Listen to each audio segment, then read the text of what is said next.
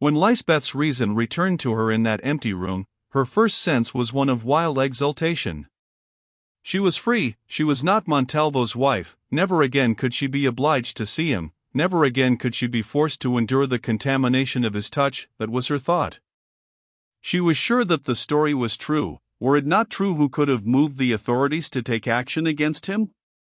Moreover, now that she had the key, 1,000 things were explained, trivial enough in themselves, each of them, but in there some amounting to proof positive of his guilt. Had he not spoken of some entanglement in Spain and of children? Had he not in his sleep? But it was needless to remember all these things. She was free. She was free.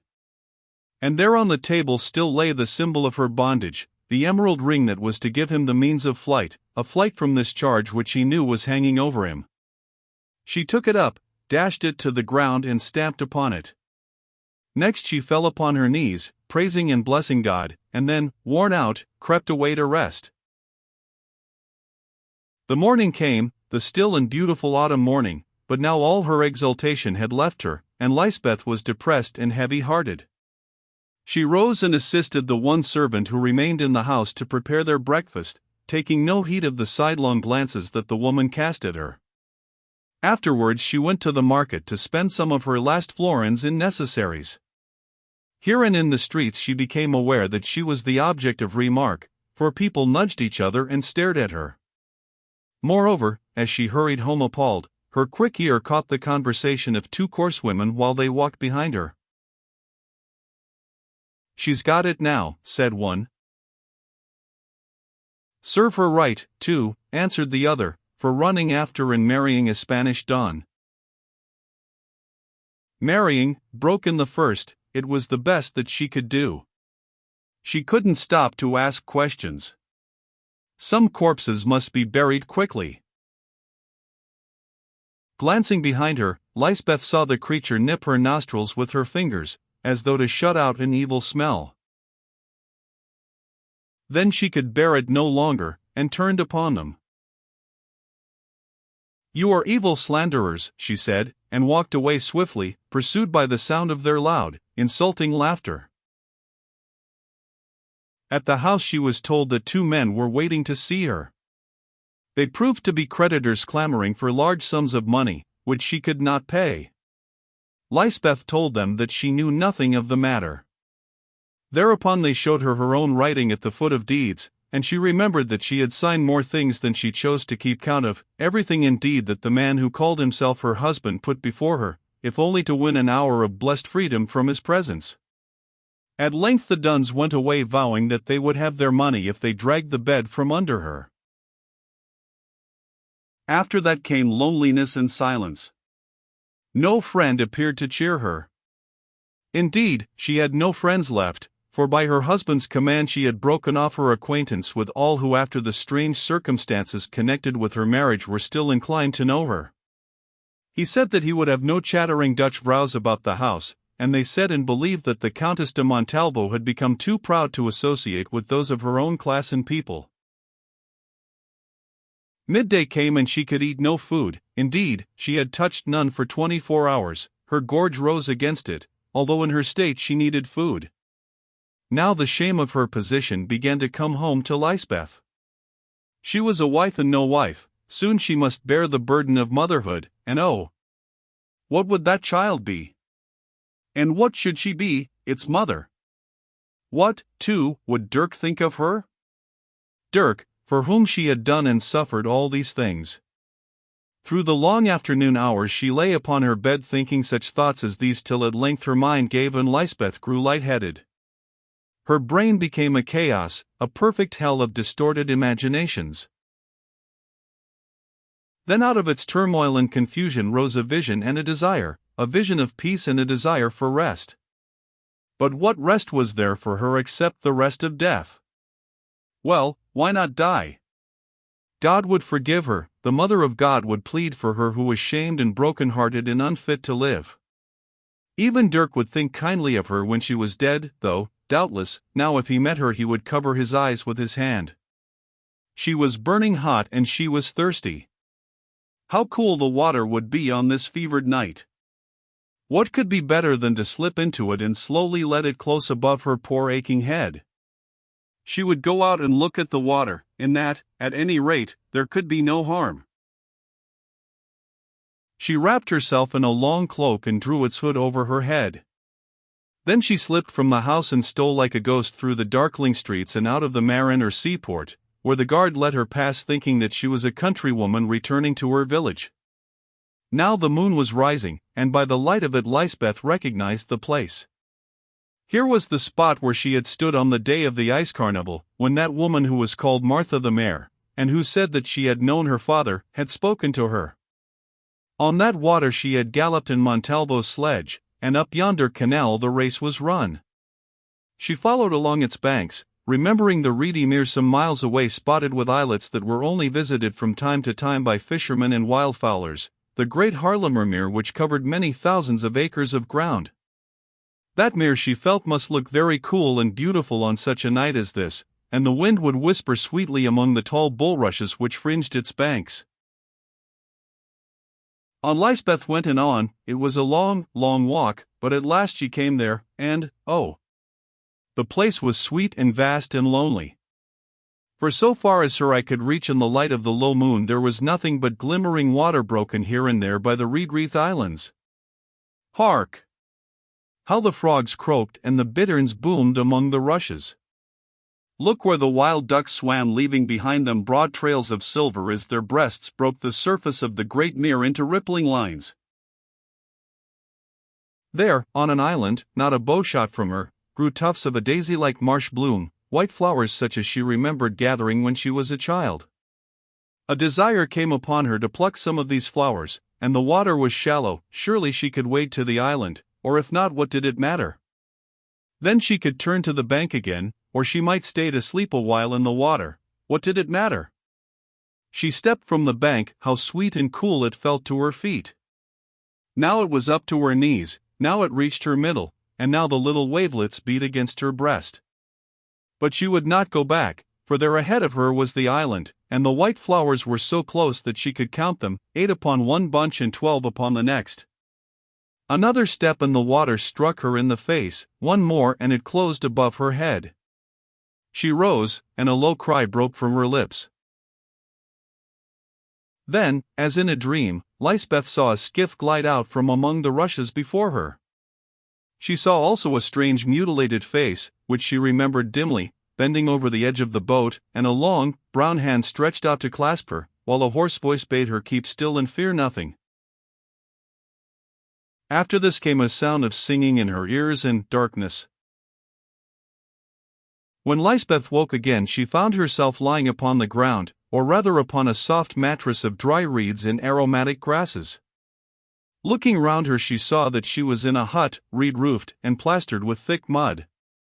In one corner of this hut stood a fireplace with a chimney artfully built of clay, and on the fire of turfs boiled an earthen pot. Hanging from the roof by a string of twisted grass was a fish, fresh caught, a splendid pike, and near to it a bunch of smoked eels. Over her also was thrown a magnificent rug of otter skins. Noting these things, she gathered that she must be in the hovel of some fisherman.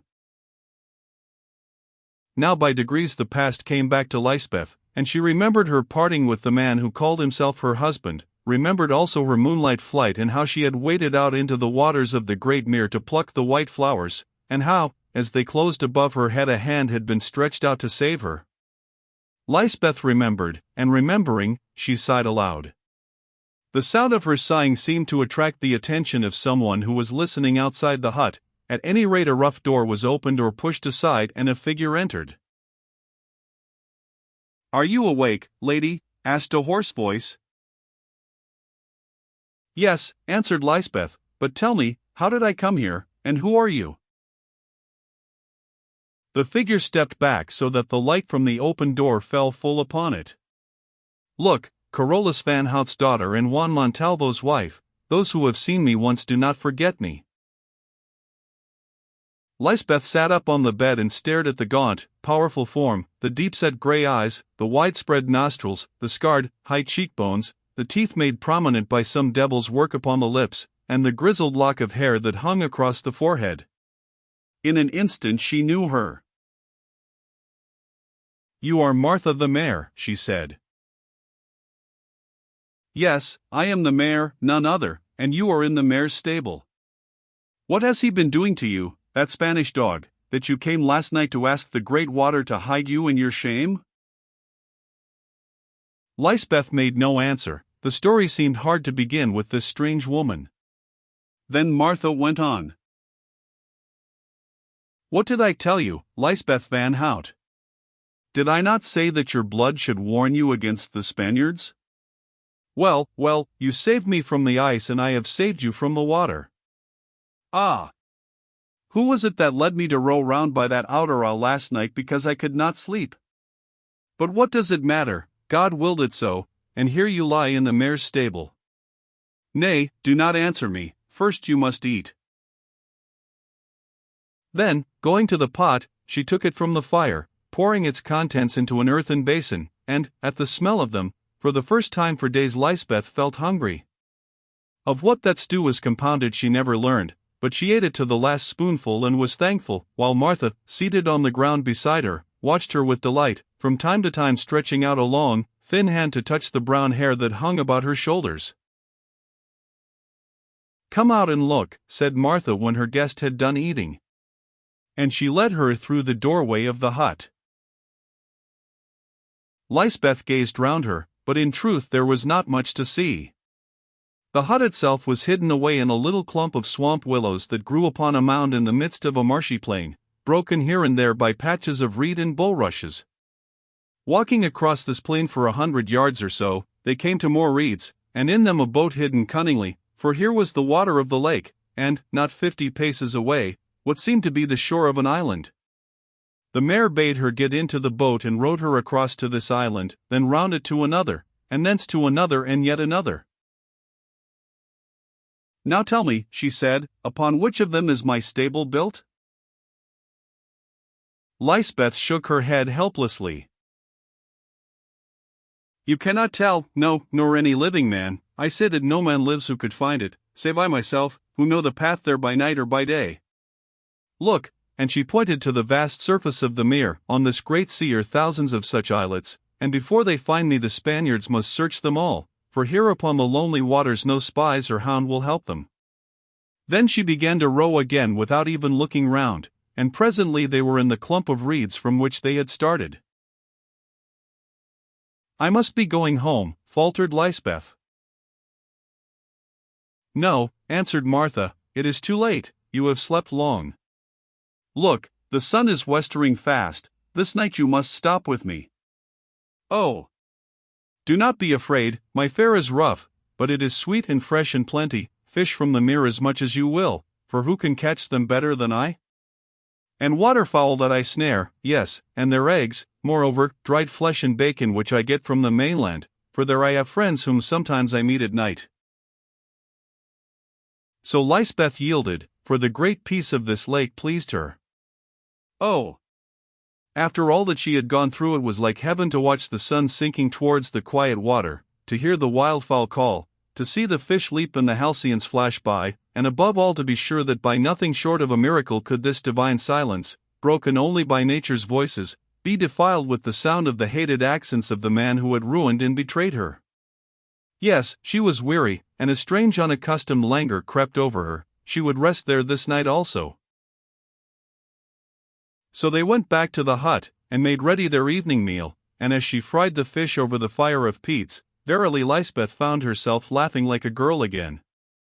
Then they ate it with appetite, and after it was done, Mother Martha prayed aloud, yes, and without fear, although she knew Lysbeth to be a Catholic, read from her one treasure, a testament, crouching there in the light of the fire and saying, "See, lady, what a place this is for a heretic to hide in. Where else may a woman read from the Bible and fear no spy or priest?" Remembering a certain story, Lysbeth shivered at her words. "Now," said the mare, when she had finished reading, "tell me before you sleep, what it was that brought you into the waters of the Haarlemmermeer, and what that Spanish man has done to you. Do not be afraid, for though I am mad, or so they say, I can keep counsel, and between you and me are many bonds, Carolus van Hout's daughter, some of which you know and see, and some that you can neither know nor see, but which God will weave in his own season. Lysbeth looked at the weird countenance, distorted and made unhuman by long torment of body and mind, and found in it something to trust, yes, even signs of that sympathy which she so sorely needed. So she told her all the tale from the first word of it to the last. The mare listened in silence, for no story of evil perpetrated by a Spaniard seemed to move or astonish her. Only when Lysbeth had done, she said, "Ah, child, had you but known of me, and where to find me, you should have asked my aid." "Why, mother, what could you have done?" answered Lysbeth. "Done? I would have followed him by night until I found my chance in some lonely place, and there I would have." Then she stretched out her bony hand to the red light of the fire, and Lysbeth saw that in it was a knife. She sank back aghast. "Why are you frightened, my pretty lady?" asked the mare. "I tell you that I live on for only one thing, to kill Spaniards, yes, priests first and then the others. Oh! I have a long count to pay, for every time that he was tortured a life, for every groan he uttered at the stake a life, yes, so many for the father and half as many for the son.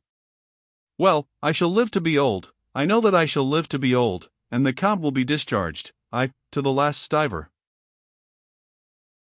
As she spoke, the outlawed water-wife had risen, and the flare of the fire struck full upon her. It was an awful face that Lysbeth beheld by the light of it, full of fierceness and energy, the face of an inspired avenger, dread and unnatural, yet not altogether repulsive. Indeed, that countenance was such as an imaginative artist might give to one of the beasts in the book of Revelation. Amazed and terrified, Lysbeth said nothing.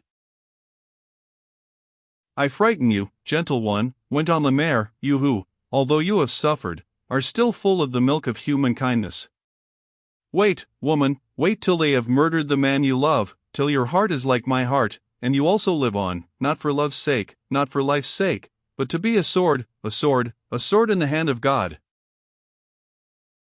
"Cease, I pray you," said Lysbeth in a low voice, "I am faint, I am ill." Ill she was indeed, and before morning there, in that lonely hovel on the island of the Mere, a son was born to her. When she was strong enough, her nurse spoke. "Will you keep the brat, or shall I kill it?" she asked.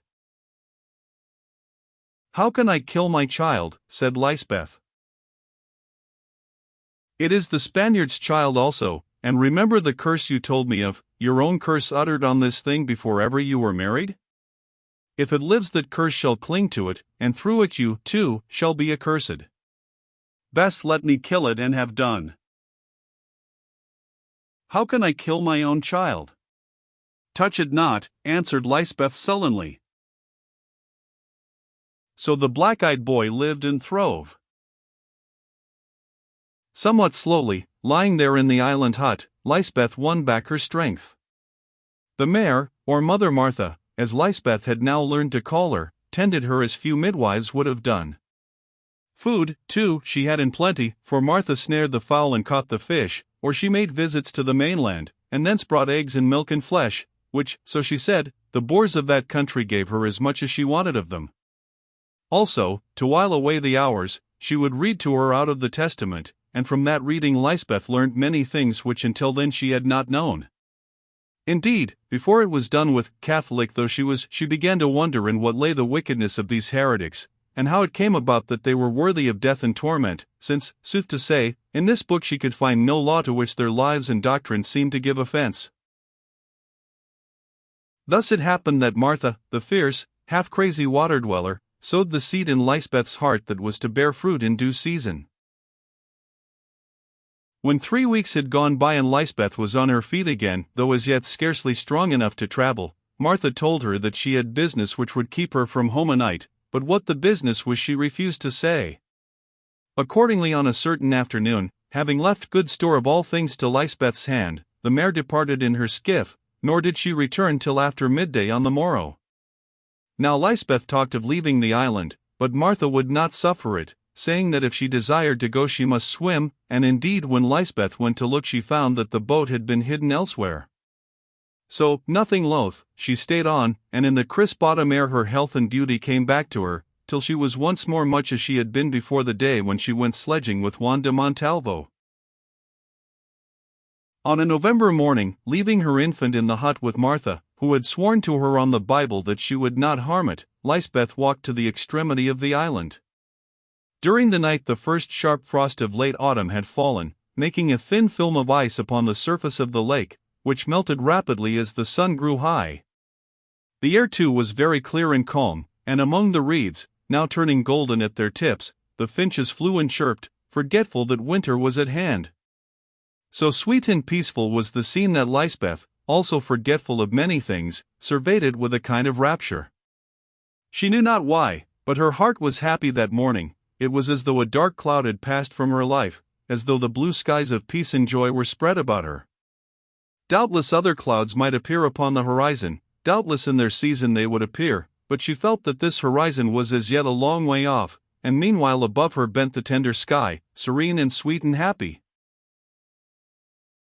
Upon the crisp grass behind her suddenly she heard a footfall, a new footfall, not that of the long, stealthy stride of Martha, who was called the mare, and swung round upon her heel to meet it. Oh, God! Who was this? Oh, God! There before her stood Dirk van Goorl. Dirk, and no other than Dirk, unless she dreamed, Dirk with his kind face wreathed in a happy smile, Dirk with his arms outstretched towards her. Lysbeth said nothing, she could not speak, only she stood still gazing, and always he came on, till now his arms were round her. Then she sprang back. "Do not touch me," she cried, "remember what I am and why I stay here." "I know well what you are, Lysbeth," he answered slowly, "you are the holiest and purest woman who ever walked this earth, you are an angel upon this earth, you are the woman who gave her honor to save the man she loved. Oh! Be silent, I have heard the story, I know it every word, and here I kneel before you, and, next to my God, I worship you, Lysbeth, I worship you." "But the child," she murmured, "it lives, and it is mine and the man's." Dirk's face hardened a little, but he only answered, "We must bear our burdens, you have borne yours, I must bear mine," and he seized her hands and kissed them, yes, and the hem of her garment and kissed it also. So these two plighted their troth. Afterwards Lysbeth heard all the story. Montalvo had been put upon his trial, and, as it chanced, things went hard with him. Among his judges one was a great Netherlander lord, who desired to uphold the rights of his countrymen. One was a high ecclesiastic, who was furious because of the fraud that had been played upon the church, which had been trapped into celebrating a bigamous marriage, and a third was a Spanish grandee, who, as it happened, knew the family of the first wife who had been deserted. Therefore, for the luckless Montalvo, when the case had been proved to the hilt against him by the evidence of the priest who brought the letter, of the wife's letters, and of the truculent Black Meg, who now found an opportunity of paying back hot water for cold, there was little mercy. His character was bad, and it was said, moreover, that because of his cruelties and the shame she had suffered at his hands, Lysbeth van Hout had committed suicide. At least, this was certain, that she was seen running at night towards the Haarlemmermeer, and that after this, search as her friends would, nothing more could be heard of her. So, that an example might be made, although he writhed and fenced his best, the noble captain, Count Juan de Montalvo, was sent to serve for 14 years in the galleys as a common slave. And there, for the while, was an end of him. There also was an end of the strange and tragic courtship of Dirk van Goorl and Lysbeth van Hout. 6 months afterwards they were married, and by Dirk's wish took the child, who was christened Adrian, to live with them. A few months later Lysbeth entered the community of the new religion, and less than 2 years after her marriage a son was born to her, the hero of this story, who was named Foy. As it happened, she bore no other children.